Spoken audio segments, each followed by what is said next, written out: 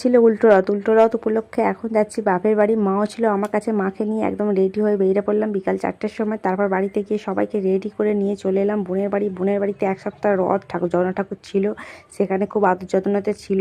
তারপর বাপি জিলিপি নিয়ে গিয়ে সবাইকে জিলিপি খাওয়ানো হলো। ফাইনালি আমাকে আমার বোন জিলিপি দিয়েছে, আমি এখন তোমাদের দেখালাম, দেখে এই চমকে পড়ে নিলাম। খুবই সুন্দর ছিল, টেস্টি জিলিপি। খেয়ে একটু বোনের ঘরে ওপর ঘরে এলাম, একটু বোনের সঙ্গে গল্প করলাম, করে এখন বেরিয়ে পড়েছি ঠাকুর নিয়ে, মানে রথ নিয়ে।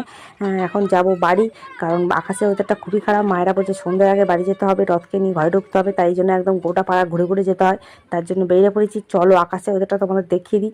খুবই মেঘ করেছে, আকাশ ডাকছে, মনে হচ্ছে এক্ষুনি বৃষ্টি নেবে। বলতে বলতে মুখ থেকে বলা মাত্রই বৃষ্টি নেমে গেছে। ছুটে ছুটে ক্লাবের ধরে এসেছি, হালকা থামতেই বেরিয়ে পড়েছি একদম আমরা বাড়ি যেতে হবে, কারণ সন্ধ্যের আগে ঠাকুরকে বাড়িতে ঢোকাতে হবে। তার জন্য এই যে আমার ছেলে দেখো, মা শাঁখ নিয়ে, কাকিমা ঘন্টা বাজাতে বাজাতে সবাই মিলে একদম ঠাকুরকে ঘরে তুলে দিলাম। মিনি ব্লগটা এতটুকুই, কেমন লাগলো জানিও, টাটা।